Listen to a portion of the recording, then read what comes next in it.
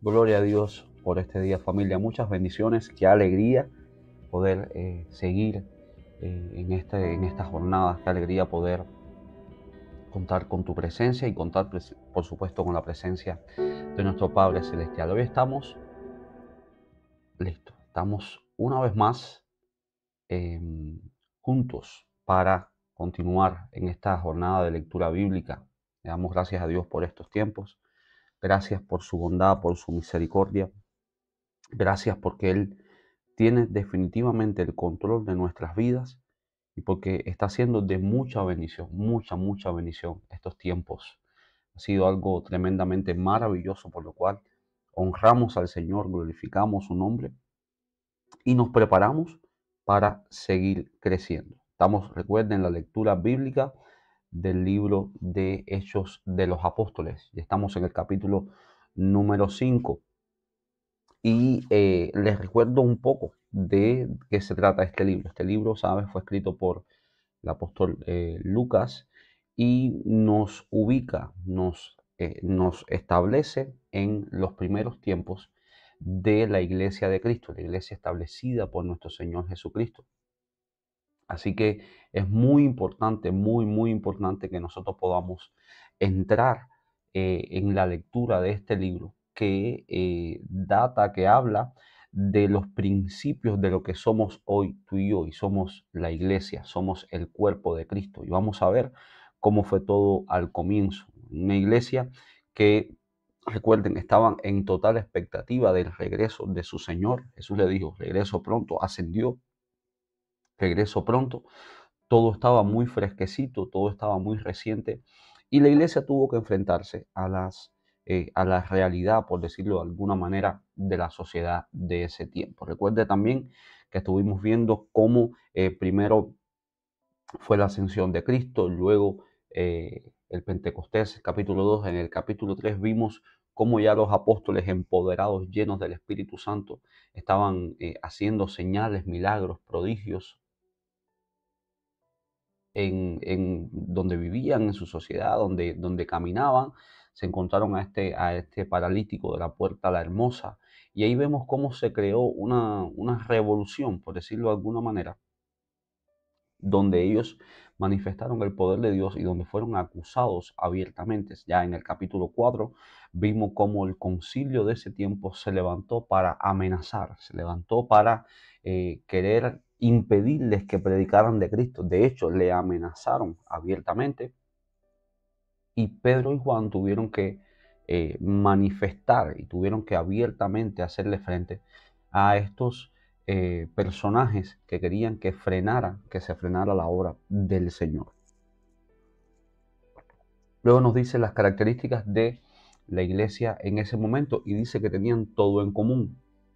Dice que cada uno, nadie tenía necesidad de nada, sino que tenían todo en común y vendían todas las cosas y los ponían a los pies de los apóstoles. Y termina diciendo de que alguien había vendido una propiedad y la trae a los pies de los apóstoles. Y así cierra el capítulo 4 y nos da pie para este capítulo número 5, donde vamos a ver una historia bastante conocida y una historia que para muchos es un poco contradictoria, un poco eh, extraña, ¿entiendes? Porque vamos a ver aquí la manifestación de algo totalmente nuevo para ese tiempo. Comienza diciendo el libro, capítulo 5 del libro de Hechos de los Apóstoles, de esta manera.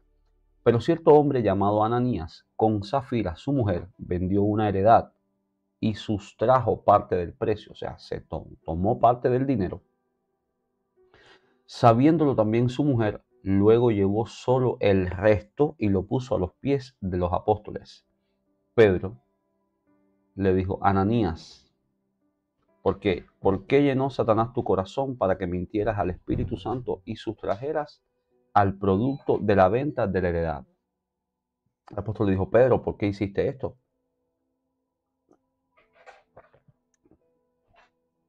Fíjense el nivel de poder de Dios y de respaldo. Este hombre creyó que iba a engañar a los apóstoles y resulta que el Espíritu Santo ya le había dicho a Pedro, oye, este hombre está metiendo la mano en el dinero, un dinero que voluntariamente en ningún lugar de la Biblia dice que había una obligación de hacerlo, sino que todas las personas entraron como en esta organización, en esta ley de tener las cosas en común, pero en ocasiones somos así. En vez de mantenernos en esa santidad, en esa pureza, en esa transparencia, preferimos quizás crear como esta especie de atmósfera, esta especie de problema donde queremos ser más inteligentes que Dios, queremos ser más inteligentes que los hombres y las mujeres de Dios y queremos engañar porque es parte de nuestra naturaleza. Este hombre y esta mujer vendieron su casa, vendieron una propiedad y en vez de ir con la totalidad del dinero, nos metieron las manos. Dijimos, aquí nosotros somos los pillos, aquí nadie se va a dar cuenta, nosotros podemos manejarlos. Dice, mire lo que le dijo Pedro en el versículo 3. Ananías, ¿por qué llenó tu corazón? ¿Por qué llenó Satanás tu corazón para que mintieras al Espíritu Santo y sustrajeras del producto de la venta de la heredad? ¿Por qué permitiste que Satanás te llenara? ¿Ok?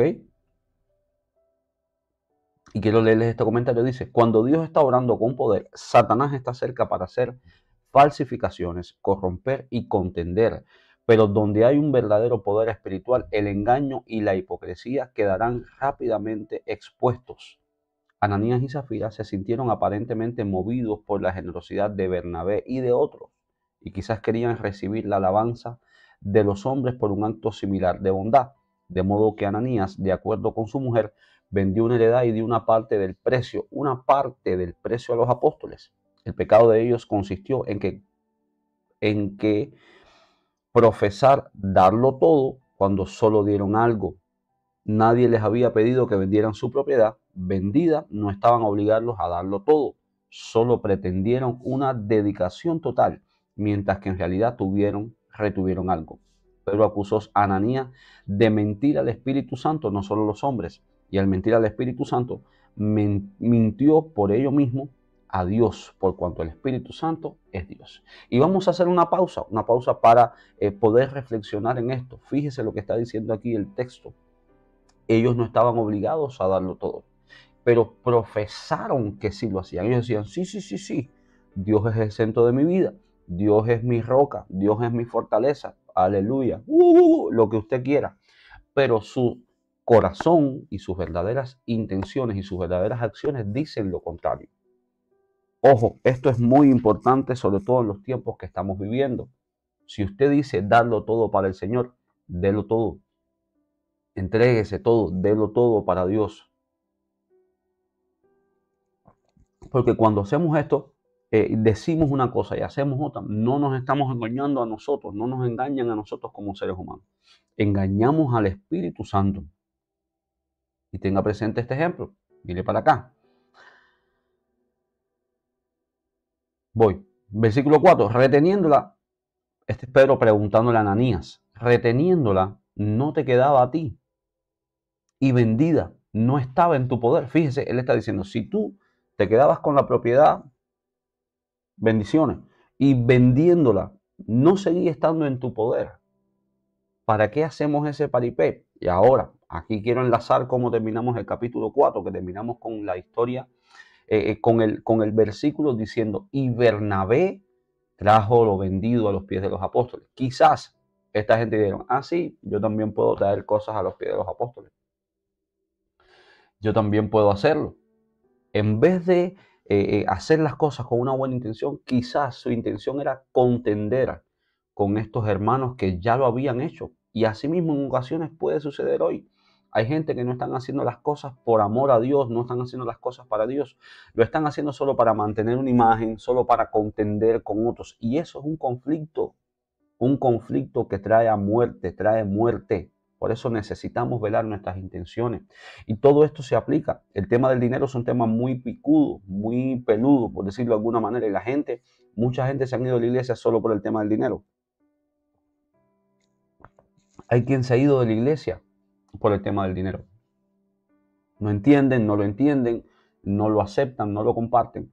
Y permiten que Satanás les infle y los ponga en un nivel en una situación donde no terminan de recibir la liberación, no terminan de entender lo que Dios hace. No terminan, sino que se mantienen enlazados en circunstancias y en vez de mantener una actitud sana, caen en estas cosas de mentirle al Espíritu Santo. Amén. No podemos continuar con esa actitud de pillería. Necesitamos tener un corazón limpio delante de Dios y necesitamos poder manifestar esa pureza delante de los hombres y mujeres de Dios también. Le sigue diciendo Pedro, no le has mentido a los hombres, sino a Dios. La gente puede intentar engañarnos todo el tiempo. De hecho, mucha gente intenta engañarnos y otros equivocadamente piensan que lo hacen, pero no nos mienten a nosotros, le mienten a Dios.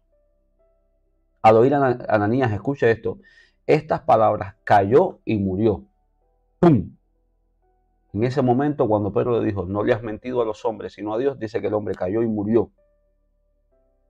Y sobrevino un gran temor sobre todos los que lo oyeron. Aquello fue algo público, imagínense. Un hombre, el apóstol habla y este hombre cae muerto. Creo que es algo bien impresionante de ver, de ser testigo de eso. Creo que sería tremendamente impresionante. Entonces se levantaron los jóvenes, lo envolvieron, lo sacaron y lo sepultaron.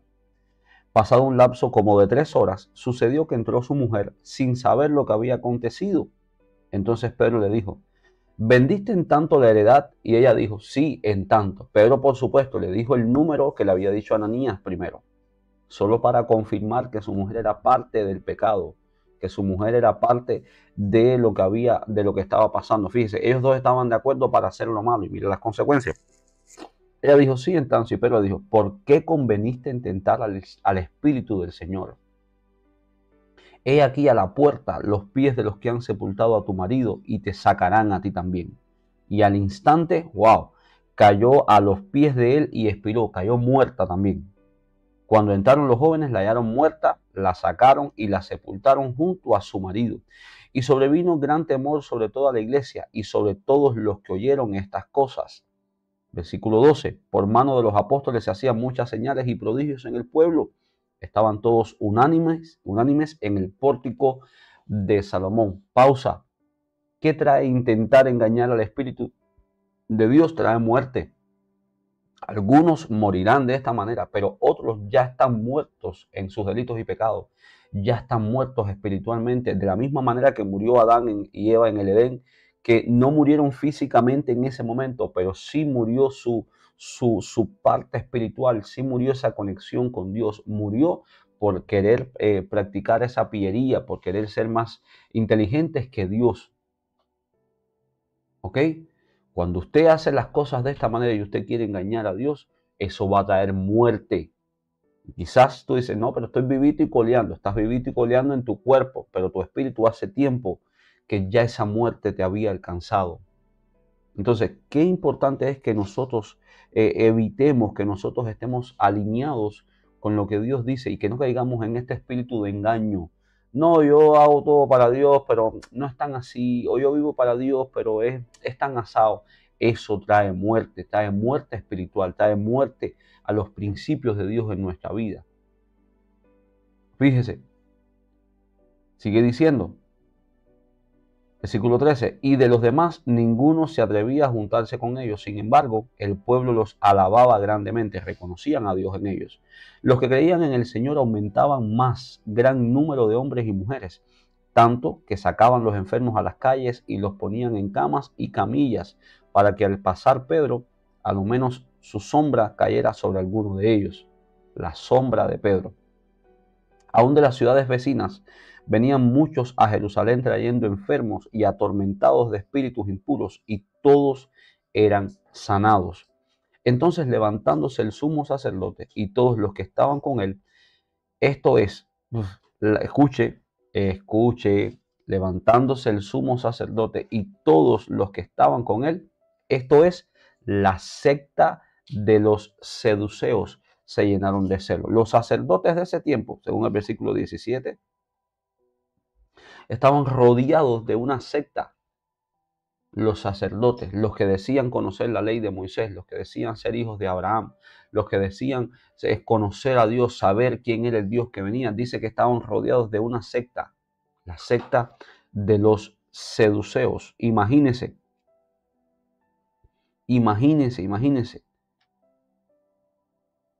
Déjeme y le doy un dato. El sumo sacerdote Caifás y sus amigos seduceos estaban furiosos de que estos fanáticos discípulos de Jesús ejerciesen tanta influencia sobre el pueblo. Se resentían de toda amenaza contra su papel exclusivo como líderes religiosos y especialmente menospreciaban toda predicación tocante a la resurrección del cuerpo que ellos naturalmente negaban de manera rotunda. Y quiero también hacerte un comentario respecto a donde dice que todos eran sanados, dice que grandes señales se hacían por manos de los apóstoles y tenemos que entender, familia, que esta es la verdadera naturaleza de la iglesia. La verdadera naturaleza de la iglesia es una iglesia de poder, de autoridad, de sanidad. Pastor, pero ¿qué pasa que no está sucediendo? ¿Qué pasa que no lo veo? Bueno, lo que tiene que suceder es que tiene que haber ese hambre en el pueblo. Tiene que haber esa intención en que haya sanidades, milagros, prodigios. Pasa o no, es obra del Espíritu Santo, es obra del Señor. Nosotros como su pueblo lo que tenemos que hacer es crear la atmósfera propicia. Nosotros lo que tenemos es que hacer, tener fe, buscarlo, clamarlo y esperar que se manifieste, porque el Señor es fiel. Y el Señor conoce los tiempos y sabe cuándo es el momento para sanar, sabe cuál es el momento para manifestarse. Hay testimonios, hay varios testimonios ya de cómo el Señor está sanando. Hay varios testimonios de cómo la iglesia ora y el Señor sana. Así que es muy importante que estemos a la expectativa de lo que Dios puede hacer. Dios puede hacer milagros, Dios quiere hacer milagros y estamos en los tiempos de la manifestación poderosa de todas estas señales. Amén. Entonces, cuando llegaron los guardias, fíjense, esta gente endemoniada, porque no puedo decir otro término, molestos contra lo que estaba sucediendo, dice, se levantó y los que estaban con él, la secta de los seduceos, y se llenaron de celos. Hay gente que prefieren ver morir a su hermano antes que entender que el Señor los está usando. Así de simple. Pero un ángel del Señor, escuche, se levantaron y echaron mano a los apóstoles, metieron presos a todos. Pero un ángel del Señor, abriendo de noche las puertas de la cárcel y sacándolos, dijo, id y puestos en pie en el templo, anunciad al pueblo todas las palabras de esta vida.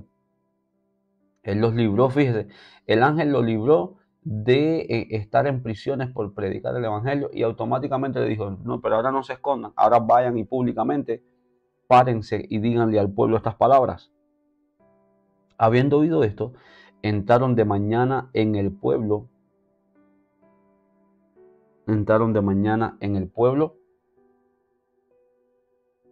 y enseñaban. Entre tanto, vinieron al sumo sacerdote y los que estaban con él y convocaron al concilio y a todos los ancianos de los hijos de Israel y enviaron a la cárcel para que los trajeran.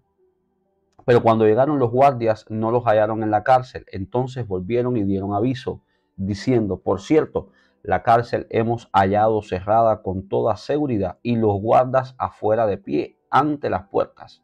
Pero cuando abrimos, a nadie hallamos dentro. Se puede asumir fácilmente que ellos hicieron lo mismo. Se movían con el mismo poder que se movió Jesús cuando resucitó, que dice que estaban toda la casa cerrada y ellos orando y Jesús se presentó en el medio de ellos. Se puede creer fácilmente que ellos cruzaron las paredes de manera sobrenatural, porque esa es una de las características de la iglesia de Cristo, que hay poder, que hay un poder sobrenatural, que es el Espíritu Santo. Cuando oyeron estas palabras, el sumo sacerdote y el jefe de la guardia del templo y los principales sacerdotes dudaban en qué vendría a parar aquello, no tenían ni idea de qué iba a pasar. Pero viniendo uno, les dio la noticia, los hombres que pusiste en la cárcel están en el templo y enseñan al pueblo. Los hombres que habían sido librados no se estaban escondiendo. Me asombra muchísimo y me da me llena de ánimo saber que esta gente fueron librados, estos apóstoles, y no fueron a esconderse, al contrario. Lo que hicieron fue presentarse abiertamente, presentarse de frente y decir, hey, aquí estamos, y aquí estamos de pie, y aquí estamos enseñando lo que nos fue indicado. Qué poderoso, qué osadía. Recuerden que en el capítulo anterior, en medio de la persecución, cuando se levantaron estos, cuando se levantó todo este asunto, cuando se levantó todo este asunto con los fariseos, dice que la oración fue: Señor, concédenos que ahora con toda osadía prediquemos tu palabra. Ellos no dijeron, ay Señor, no. Dijeron, danos ahora osadía para predicar tu palabra. Y miren lo que significa tener osadía. Entonces el jefe de la guardia con los guardias, fíjese, fue el jefe de la guardia con los guardias y los trajo sin violencia, porque temían ser apedreados por el pueblo. Cuando los trajeron, los presentaron en el concilio, y el sumo sacerdote les preguntó, diciendo, nos mandamos estrictamente que no enseñaran en ese nombre, ni siquiera se atrevían a decir el nombre de Jesús. Pero ahora habéis llenado Jerusalén de vuestra doctrina y queréis echar sobre nosotros la sangre de ese hombre. Fíjense, los mismos que decían, crucifiquen, no queremos a Barrabás, queremos que crucifiques a este hombre. Ahora se están haciendo los mosquitos muertos diciendo, pero ustedes están diciendo que nosotros somos responsables por su sangre, que nosotros, sí, fueron ellos, así abiertamente. Respondiéndole Pedro y los apóstoles dijeron, es necesario obedecer a Dios antes que a los hombres. El Dios de nuestros padres levantó a Jesús, a quien vosotros matáis, a quien ustedes le mataron colgándolo en el madero. A este Dios ha exaltado con su diestra por príncipe y salvador, para dar a Israel arrepentimiento y perdón de pecado. Fíjese, nosotros somos testigos suyos de estas cosas, y también el Espíritu Santo, el cual ha dado Dios a los que lo obedecen. Ellos, oyendo esto, se enfurecían y querían matarlos. No te asombre de la gente que quieran matarte espiritualmente hablando y físicamente. No te asombre, porque tú representas un reino mayor, un reino confrontativo, un reino que siempre va a estar enfrentando, que siempre va a estar exponiendo las obras de las tinieblas. Amén. Seguimos. Versículo 34. Ya estamos prácticamente casi a mediados final del capítulo de hoy. Entonces, levantándose en el concilio un fariseo llamado Gamaliel, doctor de la ley, venerado de todo el pueblo, mandó que sacaran fuera por un momento a los apóstoles. Y luego dijo, israelitas, mirad por vosotros lo que vais a hacer respecto a los hombres, a estos hombres. Porque antes de estos días se levantó Teudas, diciendo que era alguien. A este se unió un número como de 400 hombres, pero él murió, y todos los que le obedecieron fueron dispersados y reducidos a nada. Después de este se levantó Judas el Galileo en los días del censo, y llevó en pos de sí a mucho pueblo. Pereció también él, escuche, y todos los que le obedecían fueron dispersados. Y ahora os digo, apartaos de estos hombres y dejadlos, porque si este consejo o esta obra es de los hombres, se desvanecerá, pero si es de Dios, no la podréis destruir. No seáis tal vez hallados luchando contra Dios. Gamaliel se levantó y le dijo, hey, hold your horses, esperen, frénense. Se han levantado un montón de revoltosos. Recuerden que a Jesús lo querían tildar de revoltoso, como uno que se levantó a traer división y contienda. Así querían titular a Jesús, como que era uno más, uno ahí que estaba formando un problema, un revoltoso, un conflictivo. Y aquí Gamaliel se levanta y le dice, hey, ya se levantó Teudas. Ustedes dicen, también decían de Teudas que era esto. Bueno, ¿qué pasó con Teudas? Teudas se murió. ¿Y qué pasó con el movimiento que abrió Teudas? Oye, que se dispersaron. Después, ¿quién se levantó? O sea, volvió a levantarse otra vez. Se levantó Judas el Galileo. Y llevó en pos de sí a mucho pueblo. ¿Qué pasó con Judas el Galileo? Dice, nada, también murió y todos los que le obedecían fueron dispersados. Pero ahora él está marcando una pauta. Esta gente, cuidado con esta gente. Número uno, porque su líder ya está muerto. Supuestamente su líder está muerto y ustedes dicen que no ha resucitado. Miren cuántas cosas pudo haberle dicho Gamaliel ahí. Sin embargo, su líder supuestamente no ha resucitado y se han levantado estos hombres juntos, que miren el movimiento y miren el poder que les rodea. Si ustedes dicen que esto no es de Dios, oye, esto se va a desvanecer, pero no sea que se hayan ustedes luchando contra Dios. Nuestra función, y creo que nuestra vida tiene que estar alineada y tiene que estar dirigida a buscar la presencia de Dios y buscar que sea Dios quien abre las puertas para nosotros, porque todo lo que es de Dios va a permanecer. ¿Ok? Dice, si es de Dios, no lo podréis destruir.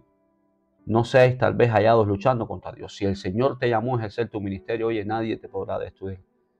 Si el Señor te llamó a ejercer un llamado, oye, nadie te podrá destruir. Ni hombres, ni leyes, ni religión, ni gobiernos, ni mentiras, nada podrá destruirte. Si es Dios quien te llamó, no hay quien te pueda detener. Así de simple. Estuvieron de acuerdo con él. Entonces llamaron a los apóstoles y después de azotarlos, les ordenaron que no hablaran en el nombre de Jesús y los pusieron en libertad. Ellos insistían en que no usaran el nombre de Jesús, en que no hablaran en el nombre de Jesús. Ellos salieron de la presencia del concilio, gozosos de haber sido tenidos por dignos de padecer afrenta por causa del nombre.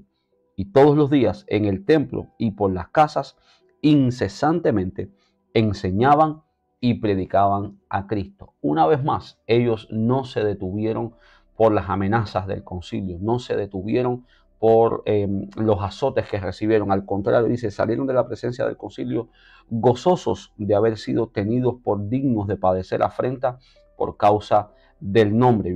Y evidentemente estamos hablando del nombre de Jesús. Qué importante es que nosotros como su pueblo entendamos que es una bendición poder quizás padecer alguna afrenta por causa de su nombre, que nos acuse, que nos digan, oye, siempre y cuando sea por exaltar el nombre de Cristo, qué bendecidos somos. Amén. Y hasta aquí llega el capítulo 5 del libro Hechos de los Apóstoles. Recuerdan que estamos en esta jornada de lectura buscando estar cada vez más cerca de nuestro Padre Celestial y conocer sus misterios y crecer como iglesia.